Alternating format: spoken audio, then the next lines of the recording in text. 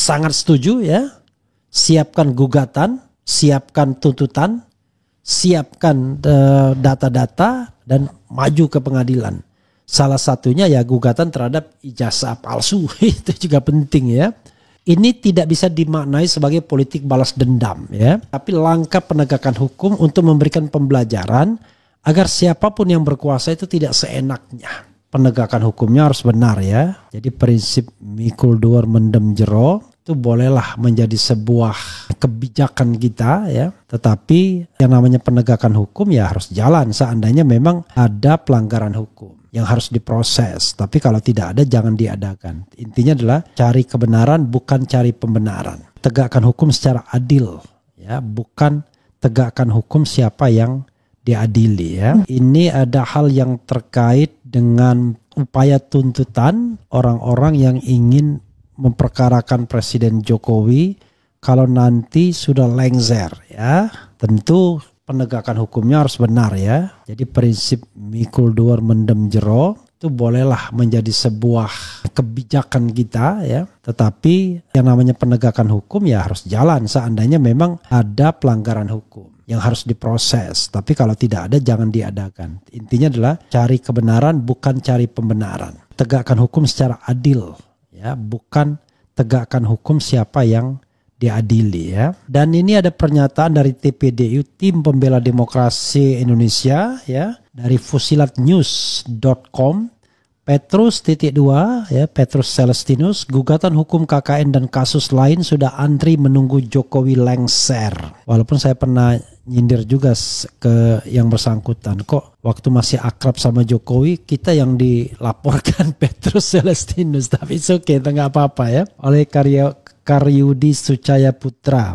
Jakarta, Fusilat News menjelang lengser pada 20 Oktober 2024, Presiden Joko Widodo melakukan praktik ijonisasi jabatan publik. Sebab itu gugatan atas kasus dugaan korupsi, kolusi dan nepotisme KKN serta kasus lain sudah antri menunggu Jokowi lengser. Hal itu disampaikan Koordinator Tim Pembela Demokrasi Indonesia TPDI Petrus Celestinus SH saat mengikuti diskusi publik yang diselenggarakan Lembaga Advokasi Hukum Nasional dan Demokrasi untuk Pembaruan Landep. Dengan tema Dinasti Politik Jokowi, sebuah penghancuran sistem demokrasi dan penegakan hukum dalam rangka refleksi 28 tahun reformasi 1998 di Batik Kuring Park, Semanggi ya, yang saya juga hadir. Tampil sebagai pembicara adalah budayawan Eros Jarot, pakar hukum tata negara Refli Harun, anggota DPR RI dari PDI Perjuangan Dedi Sitorus, pengamat politik dari Universitas Airlangga Surabaya Erlangga Pribadi Kusman, Wakil Ketua Komisi Pemberantasan KPK 2015-2019 Horsi Tumorang, dan dimoderatori wartawan senior Kompas Tri Agung Kristanto. Diskusi publik tersebut juga dihadiri sejumlah advokat dari TPDI, yaitu Erik S. Paat, Jamie S. Moko Lensang, Ricky D. Moninka, dan Davianus Hartoni Dedi, serta aktivis senior Andi Sahrandi yang juga memberikan closing statement pernyataan penutup. Jokowi, tegas Petrus, harus diwaspadai karena sedang menerapkan praktik ijonisasi jabatan publik untuk dirinya dan sejumlah orang tertentu dalam dinasti dan kroninya untuk persiapan pasca lengser dari jabatan Presiden RI. Hal itu jelas Petrus dapat dilihat dari kebijakan merekayasa perubahan pasal 169 huruf Q Undang-Undang Nomor 7 Tahun 2017 tentang Pemilu lewat uji material atau judicial review di Mahkamah Konstitusi agar putra sulungnya Gibran Raka Buming Raka menjadi calon wakil presiden dengan terbitnya putusan MK Nomor 90 Tahun 2023. Juga merevisi beberapa undang-undang yang mendadak muncul di DPR seperti Undang-Undang Nomor 19 Tahun 2006 tentang Dewan Pertimbangan Presiden One Team Press, Undang-Undang Nomor 2 Tahun 2002 tentang Polri, Undang-Undang Nomor 34 Tahun 2004 tentang TNI, Undang-Undang Nomor 39 Tahun 2008 tentang Kementerian Negara, dan Undang-Undang Nomor 17 Tahun 2014 tentang Majelis Permusyawaratan Rakyat, Dewan Perwakilan Rakyat, Dewan Perwakilan Daerah, dan Dewan Perwakilan Rakyat Daerah MD3, dan lain-lain yang dilaksanakan dengan itikat tidak baik. Khusus mengenai revisi Undang-Undang One Team Press diduga disiapkan guna memberikan jabatan Ketua DPA Dewan Pertimbangan Agung kepada calon mantan Presiden Jokowi dengan mengubah nomenklatur dari One Team Press menjadi DPA. Juga akan diubah struktur dan komposisi serta konfigurasi keanggotaannya sesuai dengan kesepakatan diam-diam di antara mereka, jelas Petrus. Skenario barter jabatan dengan sistem ijon, dikualifikasi sebagai kejahatan korupsi berupa gratifikasi model baru dengan daya rusak rusak yang tinggi terhadap demokrasi karena politik dinasti kronisme dan nepotisme memproduksi jabatan-jabatan yang bisa dibarter di antara mereka dalam semangat konspirasi untuk dinasti politik Jokowi dan kroninya lanjutnya.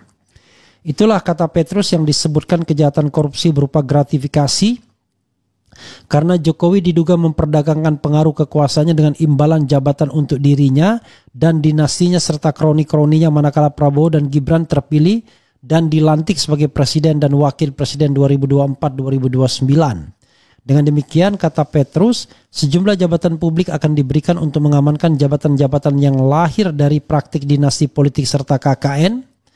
Dan hari-hari ini kita saksikan betapa KPK telah dibuat lumpuh layu melalui revisi Undang-Undang Nomor 30 Tahun 2002 menjadi Undang-Undang Nomor 19 Tahun 2019 tentang KPK. Akibatnya, tutur Petrus, KPK menjadi mandul, fungsi KPK untuk koordinasi, supervisi, dan monitor tidak berjalan akibat ego sektoral yang diciptakan melalui intervensi kekuasaan, dan revisi Undang-Undang KPK pada 2019 dengan menempatkan posisi KPK dalam rumpun kekuasaan eksekutif.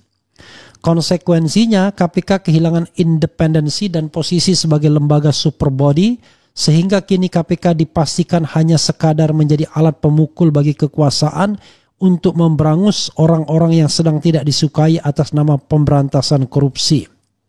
Sebagai contoh, Sekjen PDIP Hasto Kristianto diduga kuat sebagai korban kekuasaan yang disalahgunakan dengan cara memperalat KPK sehingga lembaga anti rasuah itu hanya menuruti pesanan yang punya kekuasaan guna memukul lawan politik terangnya.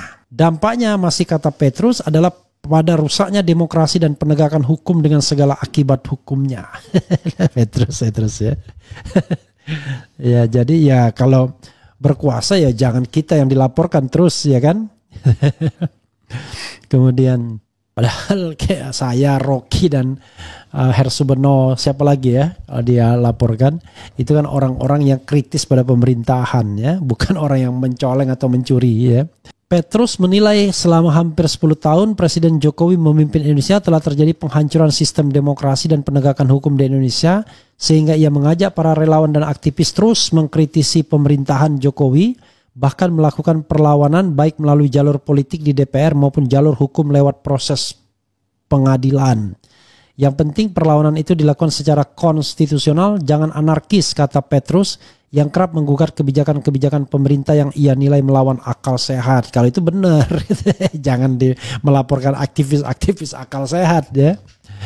Segala yang pro akal sehat ya. Segala kehancuran yang terjadi di masa pemerintahan Jokowi yang tersisa kurang dari 3 bulan lagi, baik pada aspek demokrasi maupun hukum, kata Petrus, akan berlanjut di era pemerintahan Prabowo Gibran yang merupakan kelanjutan pemerintahan Jokowi. Bahkan pemerintahan Prabowo Gibran nanti adalah pemerintahan Jokowi jilid 3, karena Gibran merupakan anak sulung Jokowi dan Prabowo pun sudah berkomitmen untuk melanjutkan program-program kerja Jokowi.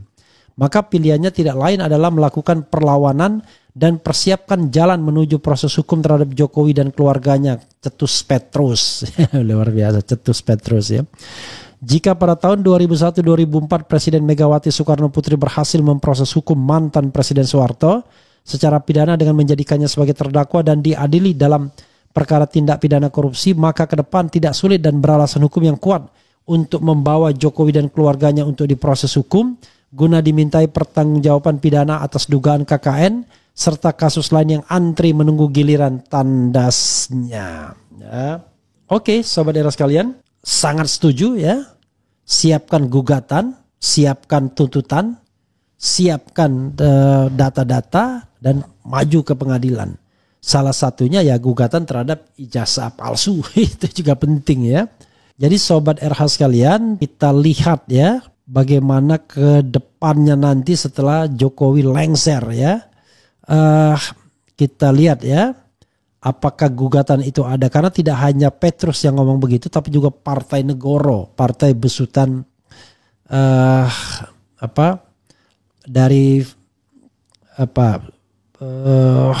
siapa Faisal Assegaf ya. Jadi dia juga menyebut hal demikian untuk menggugat Jokowi kalau seandainya nanti sudah lengser ya.